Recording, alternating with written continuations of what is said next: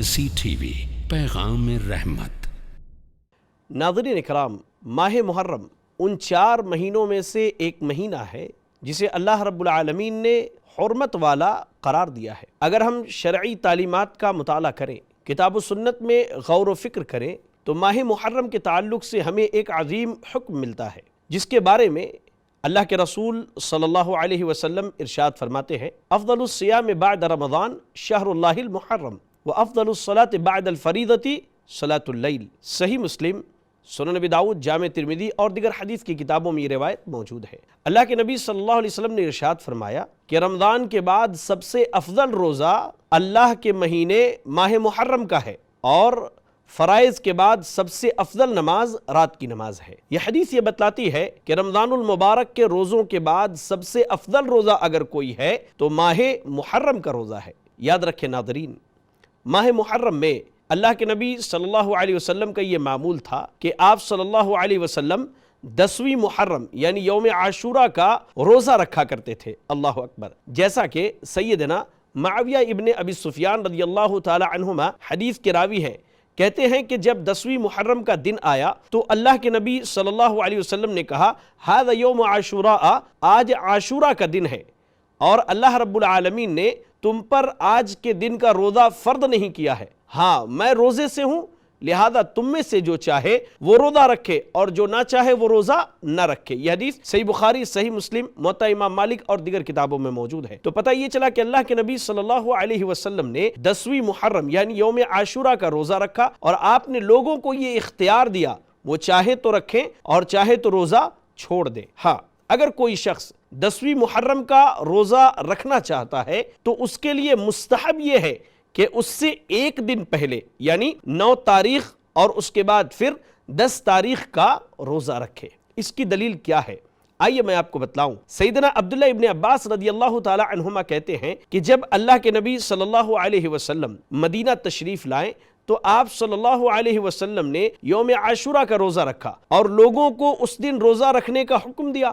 تو ہم نے کہا: اے اللہ کے نبی صلی اللہ علیہ وسلم، یہ وہ دن ہے یعنی یوم عاشورہ جس کی تعظیم یہود و نصارہ کرتے ہیں۔ تو اللہ کے نبی صلی اللہ علیہ وسلم نے ارشاد فرمایا کہ آئندہ سال جو ہے میں ضرور بھی ضرور انشاءاللہ 9 تاریخ کا بھی روزہ رکھوں گا۔ اس کے بعد سیدنا عبداللہ ابن عباس رضی اللہ تعالی عنہما کہتے ہیں کہ آئندہ سال کے آنے سے پہلے نبی اکرم صلی اللہ علیہ وسلم وفات پا گئے۔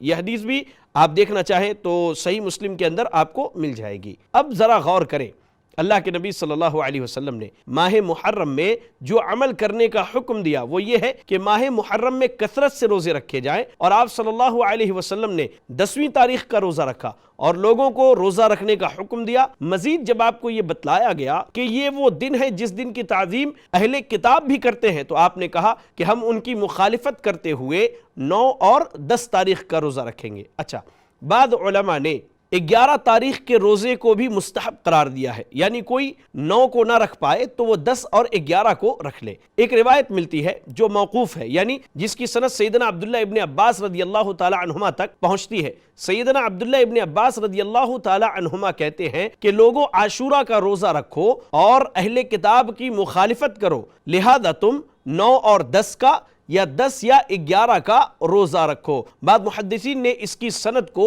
صحیح قرار دیا ہے لیکن موقوفاً۔ تو اس موقوف روایت سے اس بات کا علم ہوتا ہے کہ انسان اگر ماہ محرم میں روزہ رکھنا چاہے تو 9 اور 10 کا رکھے، 10 یا 11 کا رکھے۔ حافظ ابن حجر العسقلانی رحمہ اللہ نے صحیح بخاری کی شرح فتح الباری کے اندر بڑا دقیق نقطہ بیان کیا ہے۔ آپ کہتے ہیں رحمہ اللہ کہ ماہ محرم کے روزوں میں سب سے ادنا چیز یہ ہے کہ آدمی 10 تاریخ کا روزہ رکھے، اور اس سے تھوڑا سا اعلیٰ یہ ہے کہ آدمی 9 اور 10 کا روزہ رکھے، اور اس سے اعلیٰ مرتبہ یہ ہے کہ آدمی 9، 10 اور 11 تینوں دن کا روزہ رکھے۔ لہذا ماہ محرم میں ہمیں روزہ رکھنا چاہیے۔ یوم عاشورہ کے روزے کے تعلق سے جو اجر شریعت نے بیان کیا ہے، اللہ اکبر، اگر ہم دیکھنا چاہیں تو صحیح مسلم کی روایت ہے، سنن ابی داؤد اور ایسے ہی سنن ابن ماجہ وغیرہ کی روایت ہے، صحیح سند سے آئی ہے۔ ابو قتادہ رضی اللہ تعالی عنہ حدیث کے راوی ہیں، کہتے ہیں کہ اللہ کے نبی صلی اللہ علیہ وسلم نے فرمایا کہ میں یہ اللہ سے امید رکھتا ہوں کہ جس نے عاشورہ کا روزہ رکھا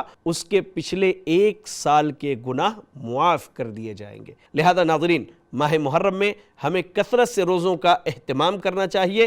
اسی چیز کی تعلیم کتاب و سنت نے دی ہے، یہی چیز ہماری شریعت نے سکھلائی ہے، لہذا ہم اور آپ اس ماہ میں روزوں کا خاص اہتمام کریں، خاص کر کے 9، 10 یا 10، 11 کا ہم روزہ رکھیں۔ اللہ تعالی ہمیں اور آپ کو اس ماہ کے خیر و برکت سے فائدہ اٹھانے کی توفیق دے، آمین۔